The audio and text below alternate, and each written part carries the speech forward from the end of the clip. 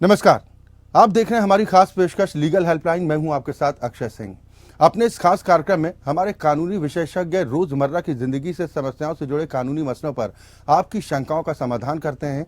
आप भी इस कार्यक्रम के माध्यम से हमारे साथ जुड़ सकते हैं, फोन करके अपनी राय ले सकते हैं।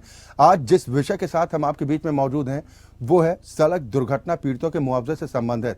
इससे जुड़ी तमाम कानूनी जानकारी हम आपको उपलब्ध कराएंगे।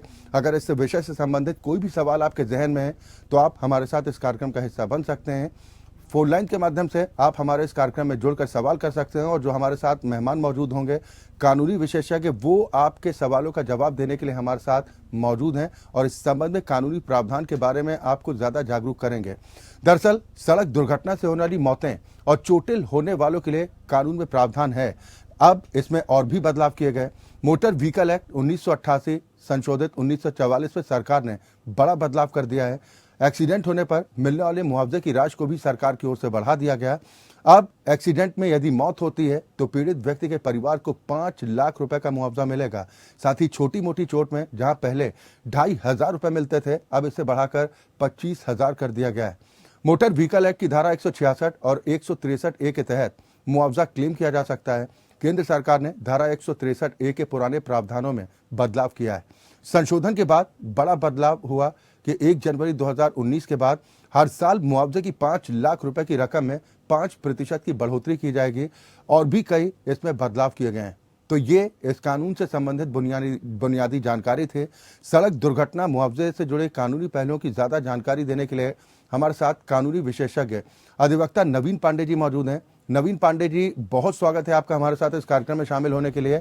लेकिन उससे पहले आज का सवाल भी अपने दर्शकों से बता देते हैं कि आज जिस विषय के साथ हम आपके बीच में मौजूद हैं वो विषय है सड़क दुर्घटना पीड़ितों के मुआवजे से संबंधित। इससे जुड़ी कोई भी जानकारी आप हासिल करना चाहते हैं तो आप हमारे साथ इस कार्यक्रम का हिस्सा बन सकते हैं। फोन लाइन खुल चुकी हैं और टेलीविजन स्क्रीन पर जो नंबर फ्लैश हो रहे हैं, इन नंबर्स पर कॉल करके आप हमारे साथ इस कार्यक्रम के माध्यम से जुड़ सकते हैं, अपनी शंकाओं का समाधान कर सकते हैं। आज बेहद खास मेहमान कानूनी विशेषज्ञ एडवोकेट नवीन पांडे जी हमारे साथ मौजूद हैं। नवीन जी, एक बार फिर आपका स्वागत है। मेरा पहला सवाल आपसे यही है कि मोटर व्हीकल एक्ट आखिर है क्या और इस एक्ट को क्यों बनाना पड़ा? इसकी जानकारी आप सरल भाषा में अगर दर्शकों को दे पाए। जी बिल्कुल। देखिए, मोटर वाहन अधिनियम ये लॉ ऑफ टॉर्ट पर आधारित है, जिसकी अवधारणा ये है कि हर इंजरी के लिए एक रेमेडी मौजूद होता है। जी। भारतीय संसद ने सन 1988 में मोटर व्हीकल्स एक्ट पारित किया था। यह कानून सड़क परिवहन के जो वाहन होते हैं उनसे संबंधित लगभग सभी पहलुओं को नियंत्रित करता है। जी। जुलाई 1979 पहली तारीख को लागू कर दिया गया था कानून। इस कानून में लाइसेंस देने और लाइसेंस की वैधता, उसकी अवधि है ना, उसकी गणना करने के लिए सख्त प्रक्रियाओं पर कायम रहने के प्रावधान इसमें किए गए। इसके अलावा सड़क सुरक्षा आवश्यकताओं, खतरनाक और विस्फोटक सामग्री से संबंधित परिवहन नियम, प्रदूषण नियंत्रण जैसी समस्याएं, इनके लिए प्रावधान किए गए। जी। देश में जो तेजी से निजी और वाणिज्यिक वाहन बढ़ती जा रही थी, उनको संतुलित करना भी एक मकसद था। इसके अलावा हिट एंड रन मामलों के लिए जो उपलब्ध मुआवजे की राशि थी उस समय, उसको बढ़ाना भी एक मकसद था मोटर व्हीकल्स एक्ट 1988 का। इसके अलावा यातायात दुर्घटना के पीड़ितों के लिए मुआवजे के दावे को कैसे दायर किया जाए, उसकी समय सीमा, पहले एक समय सीमा हुआ करती थी जिसको समाप्त किया गया। आपको ये भी जानना आवश्यक है कि जो मोटर वाहन अधिनियम है जी, वो एक कल्याणकारी कानून है। जिसका उद्देश्य पीड़ित पक्षों को मुआवजा उपलब्ध कराना है। ड्राइवर, कंडक्टर्स के लाइसेंस जी, मोटर व्हीकल्स का पंजीकरण, उनके परमिट को नियंत्रित करने के प्रावधान, यातायात के नियम, मोटर बीमा, लायबिलिटीज, और यदि कोई ऑफेंस होता है तो उसके लिए पेनल्टीज का विस्तृत दिशा निर्देश इस कानून में जी। इसका प्रावधान किया गया है। हाँ, इस कानून के तहत हर चालक के लिए एक वैलिड ड्राइविंग लाइसेंस रखना अनिवार्य है और यह कानून बिना रजिस्ट्रेशन के किसी वाहन का सड़क पर उतारना या उसे प्रयोग करना इसको भी प्रतिबंधित करता है। कानून में संशोधन सन 2019 में किए गए और लेटेस्ट जो है 2022 में भी व्यापक संशोधन किए गए हैं, जिसके बारे में हम आगे चर्चा करेंगे। बिल्कुल, ये देश का दुर्भाग्य कहा जाएगा नवीन पांडे जी कि देश में सर्वाधिक दुर्घटनाएं होती हैं, सड़क दुर्घटनाएं, जिनमें तकरीबन 1.5 लाख के आसपास हर साल लोगों को जान गंवानी पड़ती है और बड़ी संख्या में लोग जख्मी भी होते हैं। लेकिन क्या इन कानूनों में जो बदलाव किया गया, इसमें परिवर्तन महसूस किया गया? कितना बदलाव आप महसूस करते हैं? बिल्कुल, देखिए, जहां तक परिवर्तन का सवाल है, धारा 161 के तहत जी सरकार के तरफ से भी मुआवजे का प्रावधान किया गया। यदि हिट एंड रन का मामला होता है और किसी व्यक्ति की मृत्यु हो जाती है तो मुआवजे के रूप में जो सरकार की तरफ से राशि दी जाती है वो कम से कम 2 लाख रुपए का प्रावधान किया गया है इसमें। और यदि व्यक्ति गंभीर रूप से चोटिल या घायल हो जाता है तो ऐसी स्थिति में उसको कम से कम 50,000 रुपए की राशि प्रदान की जाती है। वही यदि हम धारा 164 को देखें जी तो धारा 164 में यदि किसी मोटर वाहन से दुर्घटना होती है और व्यक्ति को गंभीर चोट आती है तो वाहन के मालिक या बीमाकर्ता के ऊपर मुआवजा देने की रिस्पॉन्सिबिलिटी आ जाती है। ये रिस्पॉन्सिबिलिटी यदि पीड़ित की मृत्यु हो जाती है तो उस स्थिति में कम से कम 5 लाख रुपए और गंभीर चोट के मामले में 2.5 लाख रुपए जो मुआवजे का भुगतान है वो पीड़ित या पीड़ित के कानूनी उत्तराधिकारी, आमतौर पर जो पीड़ित के परिवार के सदस्य होते हैं उनको किया जाता है। तो ये मुआवजे का प्रावधान है। हालांकि देखिए, बहुत ही दुखद है कि जो मोटर एक्सीडेंट्स काफी हद तक बढ़ते ही जा रहे हैं जी जी। और ये 5 लाख और 2.5 लाख मुझे नहीं लगता कि ये जो राशि है ये पर्याप्त राशि है। नहीं, निर्धारण किस तरीके से नवीन पांडे जी होता है कि मुआवजा किस हिसाब से? जैसे आपने बताया कि 5 लाख रुपए और गंभीर चोट होने पर 2.5 लाख रुपए का मुआवजा, ये जो संशोधन किया गया इसके बाद किस तरह से और अप्लाई किस तरीके से कर सकते हैं अगर किसी की सड़क दुर्घटना में, हालांकि किसी की जान नहीं जानी चाहिए, लेकिन अगर कोई जान गंवाता है तो उसके परिवार को क्या कुछ कदम उठाने पड़ते हैं? जी बिल्कुल, देखिए, आमतौर पर जो नए कानून में प्रावधान है जी, जब भी किसी एक्सीडेंट की रिपोर्ट पुलिस में की जाती है तो पुलिस को फर्स्ट एक्सीडेंट रिपोर्ट दर्ज करना होगा। फर्स्ट एक्सीडेंट रिपोर्ट दर्ज करने के बाद में उसके 90 दिन के अंदर अंदर पुलिस को detailed accident report MST tribunal में दाखिल करना होता है। अब कई राज्य ऐसे हैं जहां पर ये कॉन्सेप्ट अभी पूर्ण रूप से लागू नहीं हुआ है जी। वहां पर पीड़ित या उसके परिवार को स्वयं दावा जो है वो प्राधिकरण में दाखिल करना होता है। जो दावा दाखिल करना होता है वो धारा 166 के सबसेक्शन 3 के तहत मुआवजे के लिए आवेदन किया जाता है ट्रिब्यूनल के समक्ष जी। और जो समय वो एक्सीडेंट से 6 महीने के भीतर पीड़ित को या उसके परिवार के सदस्यों को ये दावा वहां पर दायर करना होता है। जब अब प्राधिकरण का चुनाव भी बहुत ही महत्वपूर्ण हो जाता है जी। तो यहाँ पर जो पीड़ित व्यक्ति है वो चुनाव कर सकता है कि वो दावा किस जगह पर दायर करना चाहता है। तो उसके पास 3 ऑप्शन है। सबसे पहला, जहां एक्सीडेंट हुआ जी, एक्सीडेंट के स्थान से जो सबसे नजदीकी प्राधिकरण है या तो वहां पर दावा दायर कर सकते हैं जी, या फिर जहां पर पीड़ित व्यक्ति निवास करता है, या फिर जहां आरोपी व्यक्ति जो गाड़ी का मालिक हो या ड्राइवर रहा हो, वह व्यक्ति जहां रहता हो या व्यवसाय करता हो, उस जगह पर भी दावा दायर किया जा सकता है। अब जो आवेदन है वो प्रिस्क्राइब फॉर्मेट में होना चाहिए जी। उसके लिए मोटर व्हीकल्स एक्ट को रेफर कर लेना उचित रहेगा। हाँ। और जो दावा याचिका है उसके साथ में कुछ दस्तावेज भी संलग्न करने होते हैं, जैसे कि यदि दुर्घटना के संबंध में कोई एफआईआर दर्ज कराई गई है जी। तो उसकी कॉपी लगानी होती है। उसके अलावा एमएलसी रिपोर्ट या पोस्टमार्टम रिपोर्ट, जैसा भी मामला हो, यदि चोट का मामला है तो एमएलसी रिपोर्ट या मृत्यु का मामला होने पर पोस्टमार्टम रिपोर्ट लगानी होती है जी। इसके अलावा यदि पीड़ित की मृत्यु हो चुकी है तो जो उसके परिवार के दावेदार हैं उसको मृतक के पहचान से संबंधित दस्तावेज लगाने होते हैं जी। ट्रीटमेंट रिकॉर्ड के साथ जो ट्रीटमेंट के ऊपर खर्चा आया उसका ओरिजिनल बिल लगाना होता है जी।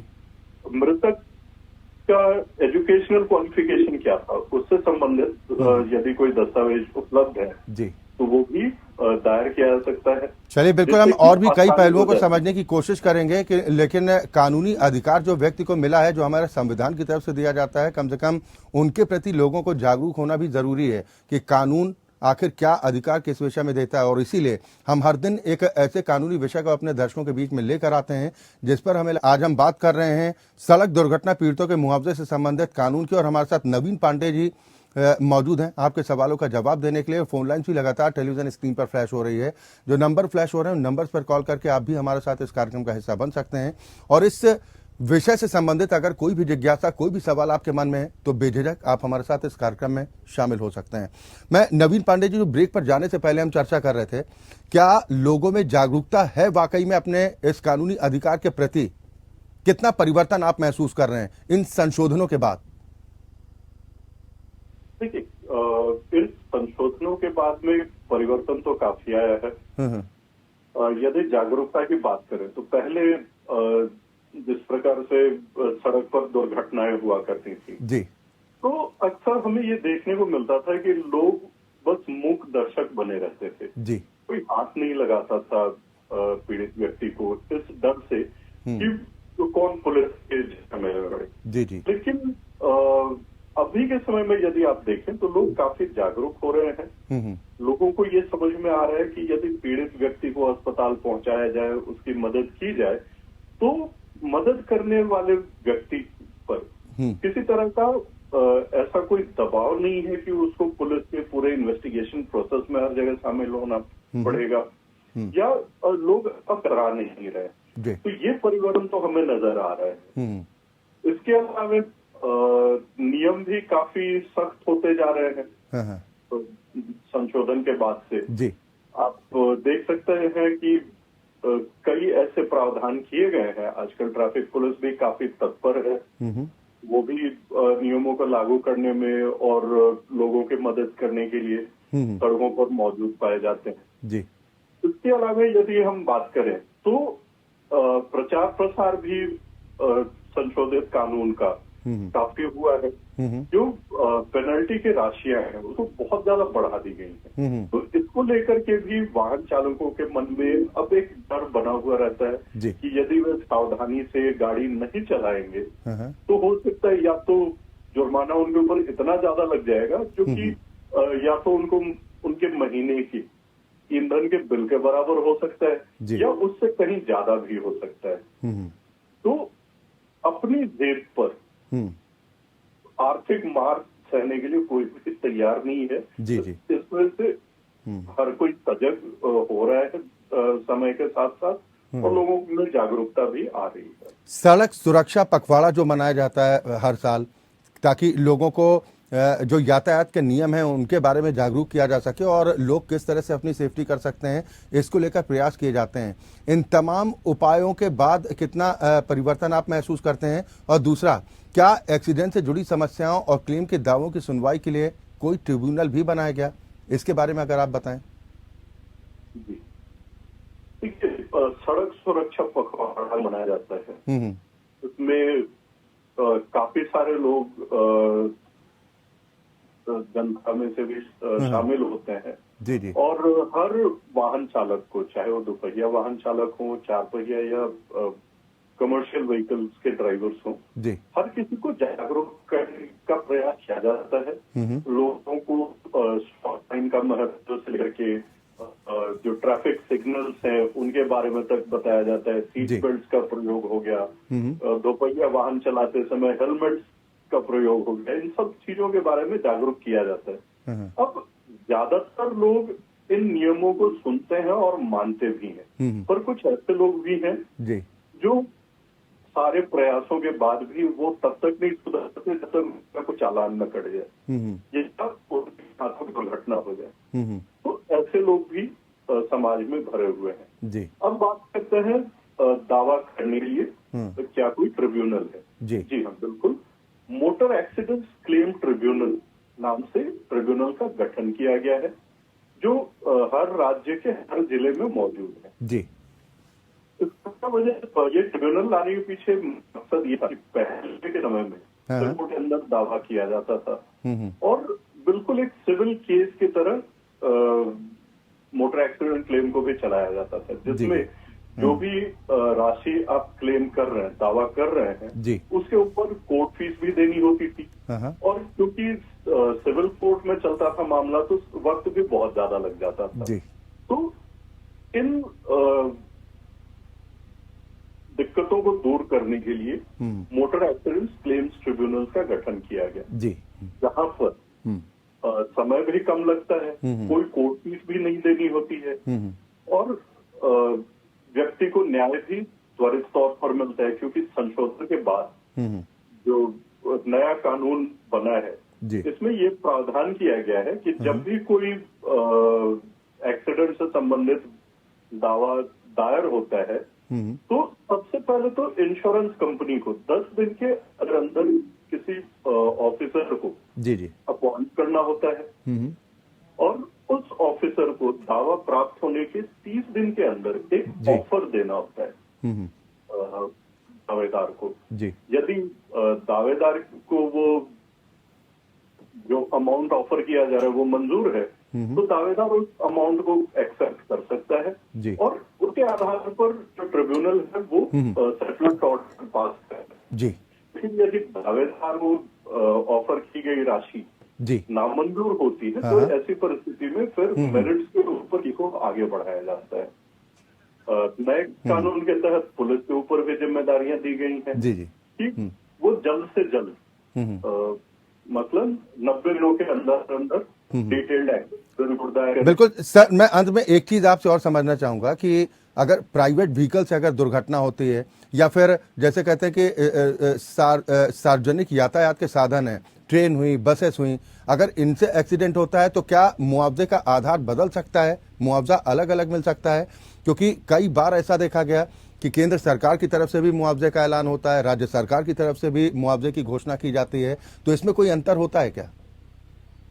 देखिए, जो मोटर व्हीकल्स एक्ट है ये सड़क पर चलने वाले वाहनों को लेकर के संबंधित है। जी जी रेलवे इस कानून के दायरे से बाहर है। रेलवे यदि एक्सीडेंट होता है तो जी अलग से कानून है, जो प्रावधान है वो भी अलग है। जी मोटर व्हीकल्स एक्ट एक्सक्लूसिवली सिर्फ और सिर्फ जो सड़क पर चलने योग्य वाहन होते हैं उनसे संबंधित दुर्घटनाओं के मामलों को ही देखता है और वहीं पर मुआवजे का प्रावधान करता है। जी रेलवे के मामले में रेलवे कोर्ट भी अलग है, रेलवे क्लेम्स ट्रिब्यूनल अलग है और जो वहाँ की प्रक्रिया होती है उसके तक ही उसमें मुआवजे का निर्धारण होता है। यहाँ पर सरकार भी मुआवजा देती है और प्राधिकरण भी विभाग के या अन्य माध्यमों से पीड़ित।